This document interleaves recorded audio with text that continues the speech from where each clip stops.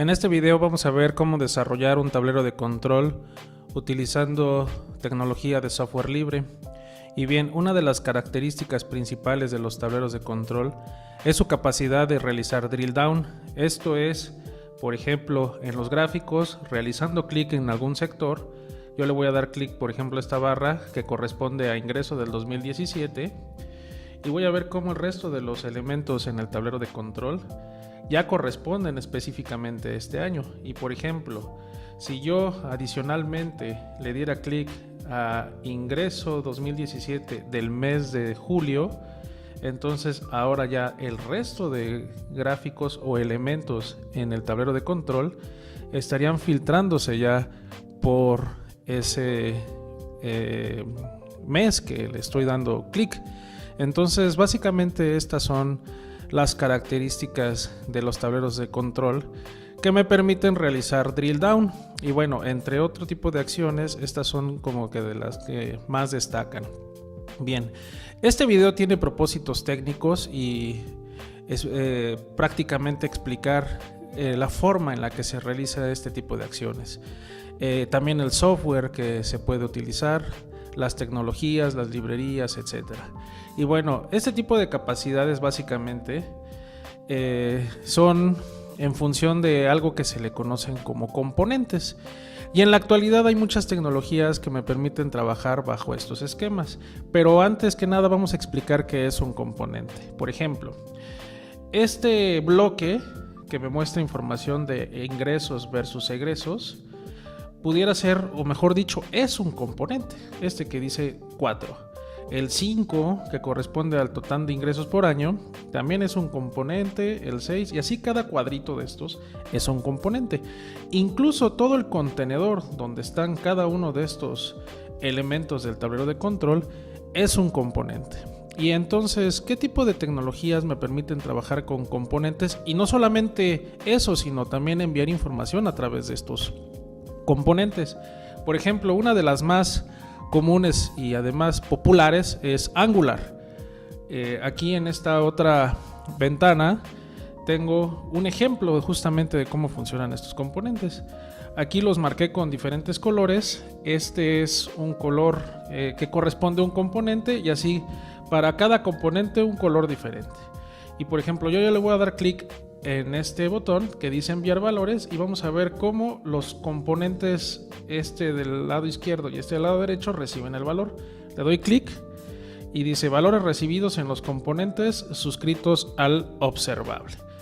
Y le vuelvo a dar clic y dice valores recibidos nuevamente en los componentes suscritos al observable. Esto es gracias a estas técnicas que se le conocen como observables. Básicamente lo que sucede aquí es que yo le envío valores a algo que se llama servicio. El servicio a su vez va a estar escuchando.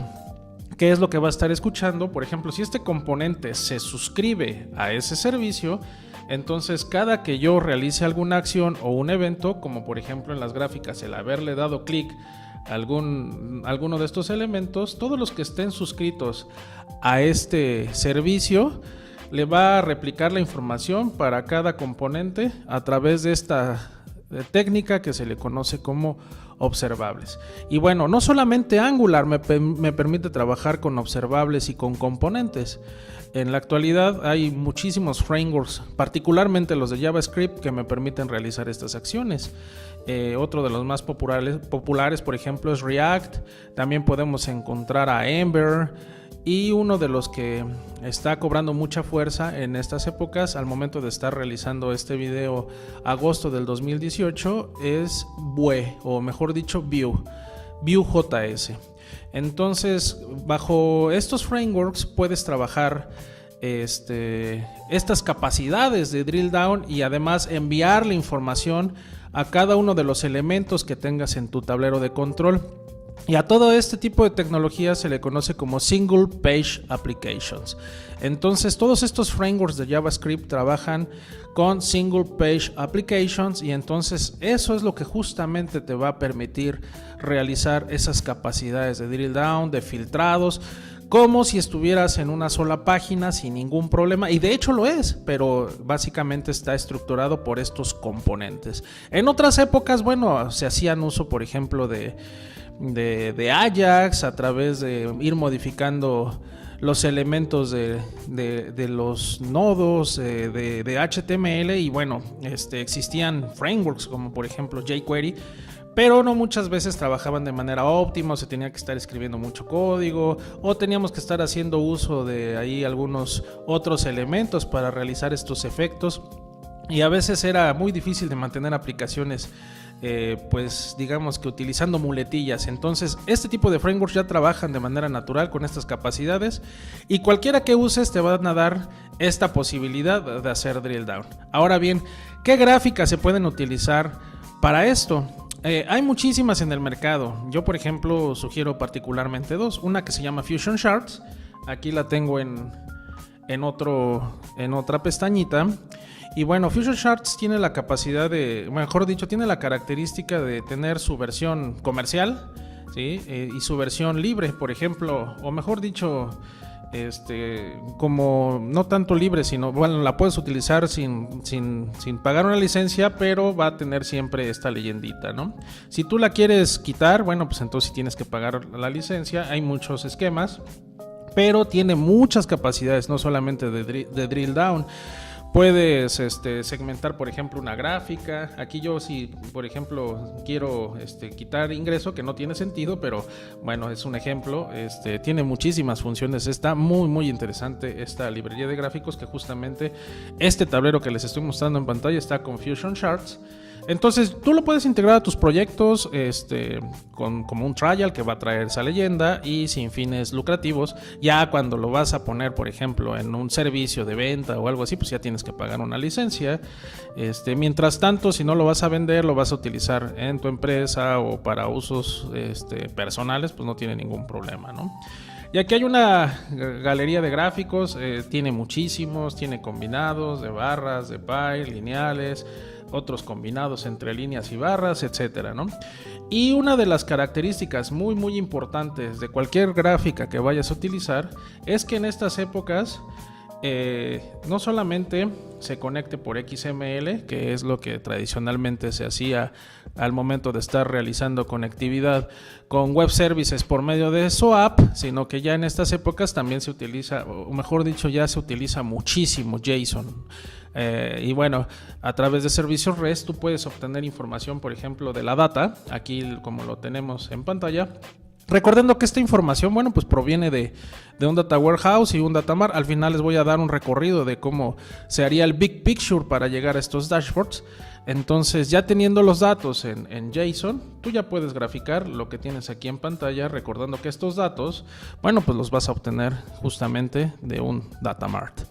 Y bueno, ¿qué otro tipo de gráficos son los que puedes integrar en tu dashboard? Puedes integrar, por ejemplo, High Charts, que también es libre y también está basado en JSON y JavaScript, y bueno, también tiene capacidades de drill down. Sí es libre, tiene algunos otros productos de compra. Y también, bueno, pues lo puedes integrar. No trae ninguna leyendita ni nada. Básicamente lo puedes utilizar más libre que Fusion Charts. Tiene capacidades un poquito menos desarrolladas que Fusion Charts, pero bueno, para hacer un tablero de control PYME o incluso hasta para alto desempeño te va a rendir bastante bien. Y bueno, hay muchísimos otros. Google también tiene su propia librería de gráficos. Lo importante es que los gráficos que vayas a integrar siempre tengan forma de cómo agregarse a los proyectos de algún framework que estés utilizando, que trabaje con single page applications, componentes y observables. Por ejemplo, aquí en Fusion Charts tiene plugins, por ejemplo, para ya trabajar con jQuery, con Angular, con Vue, con Angular 2, con React, con Ember. Y bueno, también tiene envolventes para trabajar con ASP, PHP, Rails, Django. Y bueno, básicamente eso es con respecto a la librería de gráficos. Entonces, retomando un poco, el tema, mencionábamos que para realizar las capacidades de drill down es importante trabajar con un framework de JavaScript que me permite trabajar bajo los esquemas de single page applications con componentes y observables para realizar las acciones de drill down, como lo habíamos mostrado aquí, que estos son los 3 componentes. Le doy clic y envío los datos entre cada uno de los componentes, como lo haría con las gráficas, tal cual como lo estamos haciendo aquí, ¿verdad? Bueno, entonces eso es por un lado. Por el otro lado vimos la forma de integrar estos gráficos, o mejor dicho, las librerías de gráficos para integrarse en estos tableros de control. Y bueno, por último, vamos a ver la forma de cómo llegar a integrar los datos. Esto lo hemos visto en algunos otros videos o artículos que hemos estado desarrollando y publicando y compartiendo con ustedes, ¿sí? Pero bueno, esto es como a modo de resumen, ¿sí? Y al final sabemos que toda esta información la debemos de obtener de las fuentes de datos operacionales. Estos pueden ser sistemas ERPs, CRMs. Por ejemplo, aquí yo tengo algunas muestras con Odoo, con Dolivar, que es un ERP, un CRM, por ejemplo, vTiger, lo que gusten. Estos pueden ser no solamente CRMs y bases de datos, pueden ser archivos TXT, Excel, CSV, etcétera, y no solamente de una sola fuente, pueden ser de muchísimas fuentes. Entonces, yo jalo la información a través de los procesos ETL. Para los procesos ETL yo sugiero muchísimo Pentaho Data Integration, que por cierto ya fue comprado por Hitachi, pero mantiene todavía su división de Community. Y bueno, pues ya ahora ya se regresó, mejor dicho, al nombre que tenía antes Pentaho Data Integration, que se llama Kettle. Es una excelente herramienta de ETL, es libre y funciona rapidísimo, está desarrollado en Java. Con esa, bueno, pues tú haces tus queries que jalen información de aquí y la integres en el Data Warehouse para que a través del Data Warehouse generes modelos en estrella, los conocidos como lab, y de ahí ya proveas soluciones de tableros de control, reportes, cubos OLAP, minería de datos, Big Data, etc. Y ahora te voy a mostrar, por ejemplo, un Data Mart y cómo quedaría su estructura. Básicamente de esta forma se conforma un Data Mart, donde aquí en una tabla central que se le conoce como tabla de hechos estoy depositando información como por ejemplo el importe costo, el importe venta, el margen de utilidad probablemente ya calculado entre lo que es el importe venta menos el costo, y bueno, toda una serie de métricas o medidas que vienen y se depositan aquí, mismas que se van a relacionar con dimensiones, por ejemplo dim tiempo, donde puedo tener el mes, el año, el trimestre, el semestre, que se relaciona con cada uno de los hechos. Aquí, por ejemplo, estamos representando ventas. De igual forma, puedo tener relacionados los productos con sus correspondientes categorías, sucursales, clientes, a modo de que al combinar todas estas dimensiones con los hechos, yo pueda obtener segmentación de información como lo vimos en el tablero de control anterior, donde yo le daba clic por el mes, por el año, por el producto, por la categoría del producto, por N cantidad de indicadores, y bueno, pues la combinación de todo esto me va moviendo y alterando todo el tablero de control, y eso lo permite justamente este Data Mart, el mismo que provee este tipo de soluciones. Entonces, en conclusión, así es como funcionan estos tableros de control.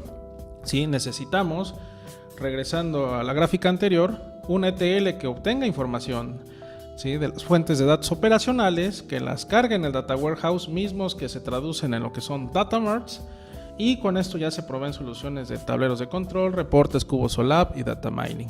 Si tienes dudas con respecto a estos conceptos, te voy a dejar una referencia en el pie de este video, donde pues tenemos muchísimos videos explicando toda esta información a detalle. Y bueno, el objetivo particular de este video era particularmente explicar a modo muy general cómo se desarrollan estos tableros de control y cómo es que podemos integrar sus capacidades de drill down. No olvides dejarme tus comentarios, tus dudas y tus preguntas. Con gusto estamos a tus órdenes y nos vemos en el siguiente video. Hasta luego.